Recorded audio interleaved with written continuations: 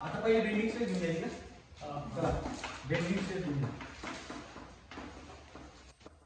तो आपल्या आता बीम मध्ये आपल्याला बेंडिंग स्ट्रेस काढायची. तो बीम मध्ये बेंडिंग स्ट्रेस कशा पद्धतीने फाइंड आउट करतात, त्यासाठी आपल्याकडे असतो फ्लेक्झरल फॉर्म्युला. काय असतो फ्लेक्झरल फॉर्म्युला? काय आहे रे? तो फ्लेक्झरल फॉर्म्युला आहे, ठीक आहे, m by i equal to sigma by y equal to e by r. m by i equal to sigma by y equal to e by r हा तो फ्लेक्झरल फॉर्म्युला. आणि याच्यामधली सगळी टर्म तुम्हाला माहित असायला पाहिजे.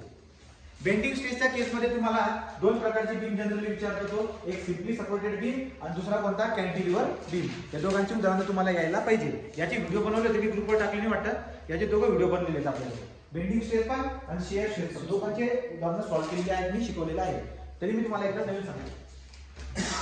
एम काय असतो? एम असतो मुवमेंट. एम काय असतो? मुवमेंट. तर एम मुवमेंट असते आणि मुवमेंट तुम्हाला लक्षात घ्यायची मॅक्सिमम मुवमेंट असते. काय असते? Maximum movement. आता तुम्हाला घ्यायची पहिली केस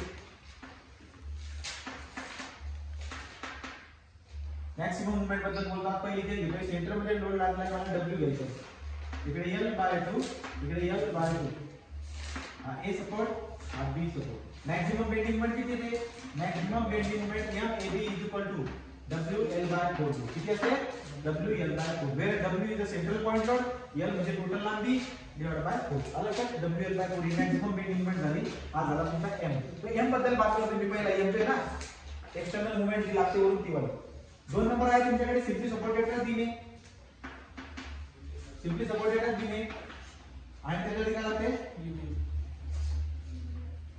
UDL लागते. UDL कितीचे बरं का? UDL लागते W किलो न्यूटन पर मीटर. आणि लांबी किती याची? L. किती लांबी आहे? तर त्या केसमध्ये मोमेंट कसं काढतात? WL चा square divide by r. WL square by r. अशा पद्धतीने एक झाला, दोन झाला, तिसरा घ्या. तिसरा काय बरं तुमच्याकडे? तिसरी जी मुवमेंटचा फॉर्म्युला हा जो M आहे ना, या M चा फॉर्म्युला तिसरा जो तुम्हाला लक्षात ठेवायचा आहे. सिम्पली सपोर्टेड बीम झाले का? अजून एक सिम्पली सपोर्टेड बीम घेतो मी, ज्याचा काय बरं का? इसेंट्रिक लोड लागतो.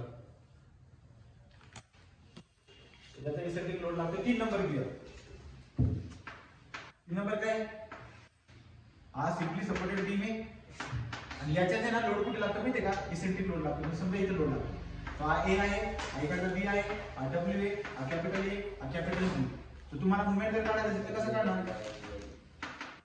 WAB डिवाइड बाय टोटल लांबी L. टोटल लांबी म्हणजे कोणती पण टोटल लांबी L. समजलं का? हे झाले तिघे कोणते सपोर्ट झाले? हे झाले सिम्पली सपोर्ट. काय झाले? Simply support. तो सिम्पली सपोर्टेड बीम जर का असेल या केस मध्ये तुम्ही तिघे फॉर्म्युला लक्षात घ्यायचे. चौथ्या तुमच्याकडे कॅन्टिलिव्हर बीम रेट. चौथा काय तुमच्याकडे? Cantilever beam. हा कॅन्टिलिव्हर बीम आहे. तो कॅन्टिलिव्हर बीम मध्ये जर का समजा फ्री एंडला लोड लागत असेल W चा, फ्री लोडला जर का समजा फ्री एंडला जर W लोड लागत असेल आणि लांबी जर का L असेल तर मूवमेंट किती येते या केस मध्ये? मला A, ठीक आहे, AB म्हणूया. तो A ला मूवमेंट येते. मूवमेंट ऍट A किती असते ती? WL. किती असते?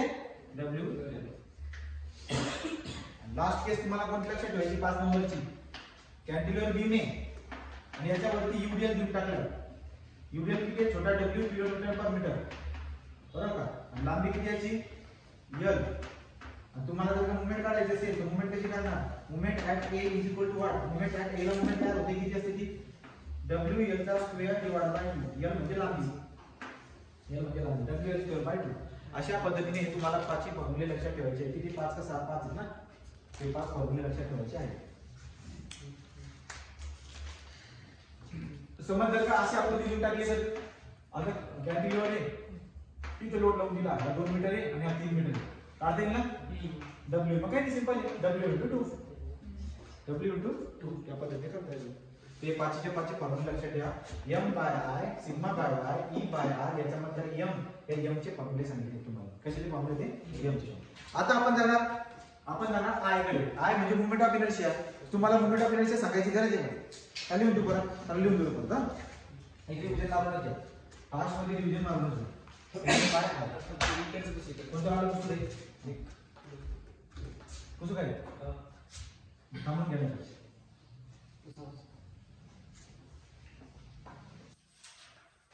आता आपण बघणार मूवमेंट ऑफ इनर्शिया. आता आपण काय बघणार? Moment of inertia I. Moment of inertia I कसं काढतात तुमच्याकडे वेगवेगळ्या प्रकारच्या बॉडी पहिली उचलली तुम्ही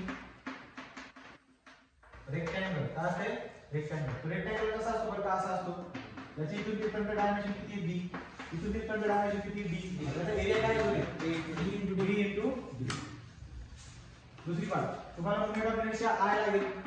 आय कोणता लागेल नाही आय तुम्हाला हा लागेल bd क्यूब बाय 12 कोणता लागेल bd क्यूब बाय 12. ठीक आहे आय एक्स आय वाय काढायची गरज नाही डायरेक्टली bd क्यूब बाय 12 करा.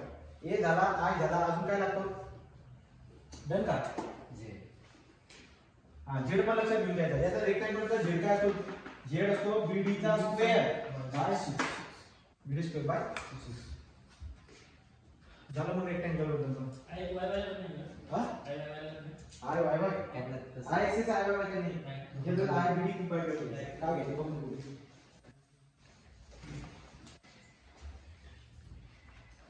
हा झाला रेक्टँगल. आणि दुसरा कोणता लक्षात ठेवायचा तुम्हाला फक्त सर्क्युलर. हॉलो रेक्टँग्युलर आणि हॉलो सर्क्युलर लक्षात घ्यायची गरज नाही. ठीक आहे फक्त रेक्टँग्युलर आणि दुसरा आहे तुमच्याकडे आता सर्क्युलर.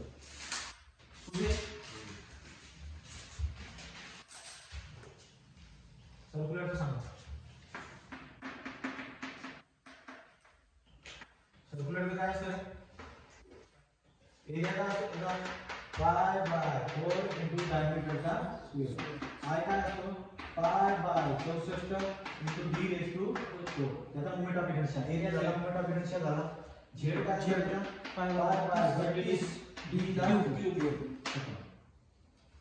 खरं तर सर्कलची भी गरज नाही कारण की जनरली बीम कोणता शेपमध्ये असतो चौकोनी. तर चौकोनी मध्ये तुम्हाला विचारतो बेंडिंग शेप झालं. दुसरी महत्त्वाची गोष्ट काय तुम्हाला मोमेंट ऑफ इनर्शिया काढता यायला पाहिजे. तुम्हाला मोमेंट ऑफ इनर्शिया काढता यायला पाहिजे. आपण आता काय करणार आपण आता 3 सेक्शन घेणार. कोणते आय सेक्शन टी सेक्शन कोणताही सेक्शन घ्या तुम्ही. त्याचे तुम्हाला काय काढायचं आता मोमेंट ऑफ इनर्शिया. काय काढायचं मोमेंट ऑफ इनर्शिया. चला मोमेंट ऑफ इनर्शिया काढायचं शिका.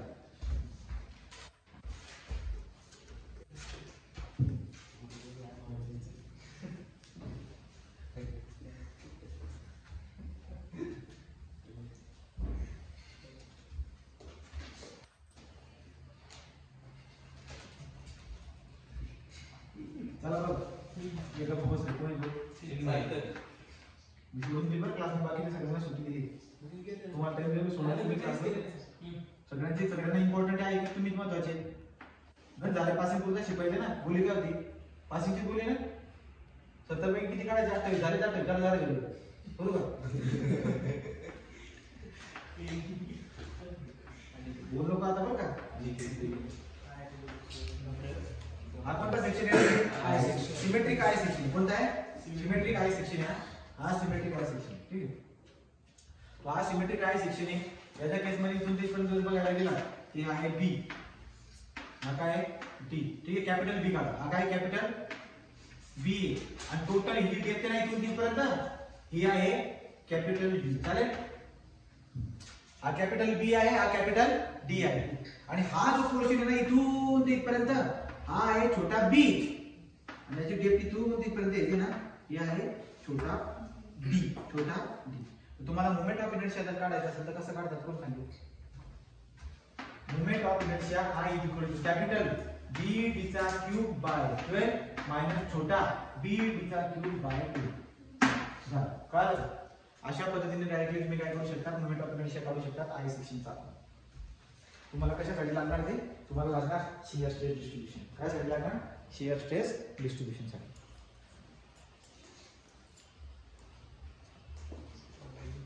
जर समज बॉडी अनसिमेट्रिकल आली तर तुम्हाला काय करावं लागेल खूप लेंथी प्रोसिजर होऊन जाते. खूप लेंथी प्रोसिजर होऊन जाते. तो अनसिमेट्रिकल आय सेक्शनचं घेऊन टाका वाटते मला. घ्यायचं का मोमेंट ऑफ इनर्शिया कसं काढतात ते सांगतो. चलो हा झाला ना साधा आय सेक्शन. याला सिमेट्रिकल आय सेक्शन म्हणतात. काय म्हणतात सिमेट्रिकल आय सेक्शन.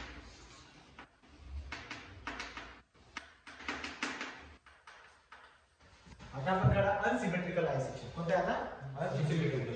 तो तुम्हाला I section unsymmetrical I section T section channel section. ठीक आहे ना एल सेक्शन एल पण याचे सगळ्यांचे मोमेंट ऑफ इनर्शिया काढता यायला पाहिजे फटाफट. समजतंय एल सेक्शन तरी इकडून एल सेक्शन यायला मस्त होईल पण जर ते ऑप्शन असतं ना वरती खाली पुस्तकाने मिळेल अनसिमेट्रिकलचा आता लिहिण्याची प्रोसिजर होते. अनसिमेट्रिकलचे घेण्यासाठी मला उदाहरणच घ्यावं लागेल माहिती का. अनसिमेट्रिकलचा मोमेंट ऑफ इनर्शिया काढायचं असेल ना मला एक्झाम्पलच घ्यावं लागेल. बीडी वरून नाही सांगता ना घेऊ का उदाहरण कॅल्क्युलेशन करून कसं होईल. हा एक्झाम्पल मेन एक्झाम्पल घेऊ. मी एक काम करा एक्झाम्पल लागतं मी एक्झाम्पल घेऊ शकतो ठीक आहे ना. हे जास्त काही मोठं होणार नाही. समज हे फ्लेंज म्हणतात याला. ही फ्लेंज आहे 200 mm वाईड आणि त्याची थिकनेस दिली 20 mm. याचे पण किती बघा 20 mm थिकनेस आहे आणि डेप्थ जी दिली आहे ती आहे 200 mm. चला कसं फाइंड आउट करतात रे. एरिया घेऊन घ्यायचा. याला एरिया कोणता म्हणायचा 1 आणि याला एरिया 2 म्हणून घ्यायचा. रेफरन्स कोणता करायचा हे बघा तुम्ही टाकले एकदम छान बनवलं.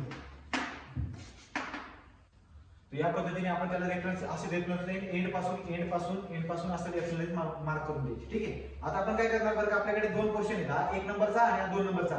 तर 1 नंबरचा पोर्शन आहे इथे आणि 2 नंबरचा पोर्शन जो आहे तो इथे. तुम्हाला काय काढावं लागणार 1 नंबरचा पोर्शन आहे त्याचा एरिया काढा. एरिया कसा येईल बरं का b * d बरोबर आडवा काय 200 * उभा किती आहे 20 किती झाला माझा 1 * 4 1 2 3 mm चा स्क्वेअर. पुढे काय बरं का आता दुसरा आकृती इकडची दुसरी आकृती घेऊन घ्या. तिथे काय एरिया आडवा किती आहे 20 उभा किती आहे 200 किती ला 2 * 4 1 2 3 ठीक आहे mm चा स्क्वेअर. हा झाला एरिया. A2 A1 झाला A2 झाला. आता आपल्याला काय करावं लागेल A1 A2 झाल्यानंतर नेक्स्ट आपल्याला कथा आता x बार y बार काढावा लागेल. पण तुम्हाला लक्षात यायला पाहिजे की बघा पुन्हा काय कंडिशन पुन्हा होता. मग आता हे बघा पहिली आकृती जर बघायला गेला तर त्याचा आडवा निम्मा किती आहे 100. आडवा निम्मा 100 आहे ना. दुसऱ्या बॉडीचा बी आडवा निम्मा 100 आहे याचा बी आडवा निम्मा 100. याचा अर्थ टी सेक्शन जो असतो ना त्या टी सेक्शनचा x बार सेम राहील. आणि किती राहणार 200 चा निम्मा बघा टी सेक्शनची वापरतो x बार काढलं 100 mm निम्मा आणि इकडे x1 बार. इकडचा बी x2 बार किती असणार 100 mm आय सेक्शन. ठीक आहे काढून दाखवतो मी डायरेक्ट उदाहरण देतो बेनिफिशियल. x1 x बार किती आला x1 बार 100 x2 बार किती आला 100. याचा अर्थ असा आहे की x बार जो आहे टोटल x बार तो पण किती असणार 100 असणार. x बार किती असणार 100. याला एक असं म्हणतात. याच्यापेक्षा महत्त्वाचं कोण आहे आता y बार. चला y बार काढा बरं का. y1 बार म्हणजे उभा निम्मा. 1 नंबरची आकृती आहे तुम्हाला खालून मोजायचं उभा निम्मा. उभा निम्मा म्हणजे 20 चा निम्मा 10. पण तुम्हाला काय इथून मोजायचं का 10 लक्ष द्या कुठून मोजायचं खालून म्हणजे 200 आणि परत 10 म्हणजे किती झाले 210. तो y1 बार आहे 210 mm. y2 बार किती आहे दुसऱ्या आकृतीचा उभा निम्मा. दुसरी आकृती ना उभा निम्मा म्हणजे 200 चा निम्मा 100. चला बघा आता y बार काढून टाकू. y बार कसा काढणार मी आता y बार बरोबर a1 x1 plus a2 x2 divided by x1 plus a1 y1 plus a2 y2 is equal to sorry divided by a1 plus a2. चला सांगा मी इथं पण कसं करू शकत होतो एक बारला पण गरज नाहीये. वरच्याचा पण निम्मा तोच आहे खालच्या आकृतीचा पण निम्मा तोच आहे. तुम्ही डायरेक्टली लिहू शकता ना टोटल बॉडीचा निम्मा तोच आहे. किती आलं होतं सांग a1 किती a1 आहे 4000 into y1 किती 210 प्लस a2 किती 4000 into y2 किती 155. हे सांगा 210 100 किती तरी ते डिवाइड बाय 4000 आणि 4000 4 a1 प्लस a2 4000 4000 8000 म्हणून टाकू लागेल. किती आलं 155 mm. अरे 155. आता कसं काय आता आपल्याला काय काढायचंय मोमेंट ऑफ इनर्शिया. काय काढायचं मोमेंट ऑफ इनर्शिया. दोन बॉडी आहेत दोघांची मोमेंट ऑफ इनर्शिया कशी काढणार कुठे लिहू आता इकडच्या बाजूला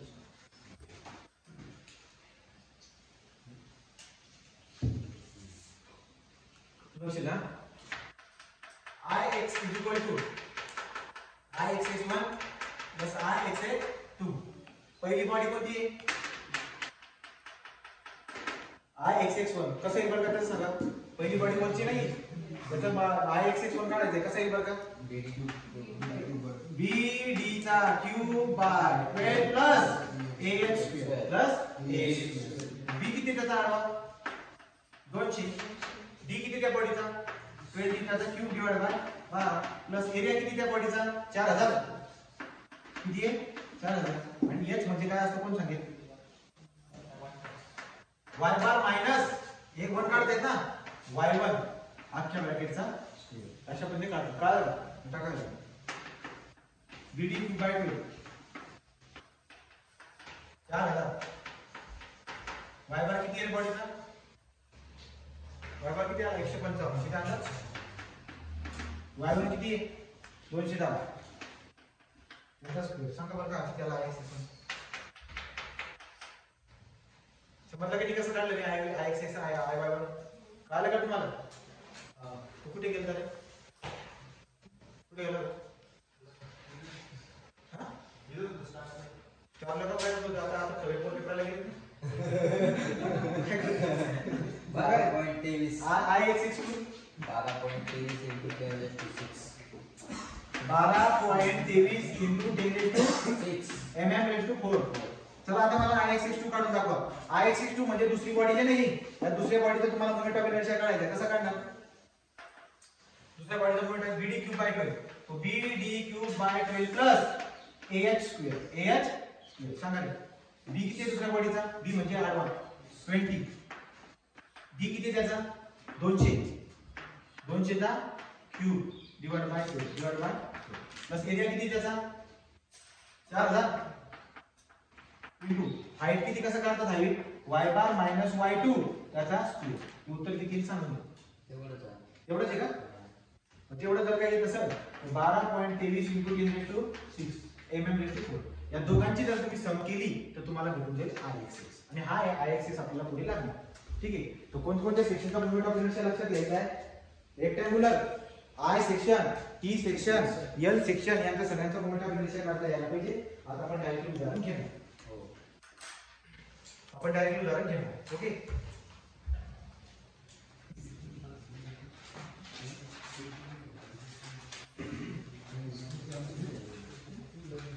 आता मी डायरेक्टली प्रश्न पहिले दोघं आणि चारीचे चारी प्रश्न सोडून दाखवतो. प्रत्येकाने बंद नाही करा. हा पास करता व्हिडिओ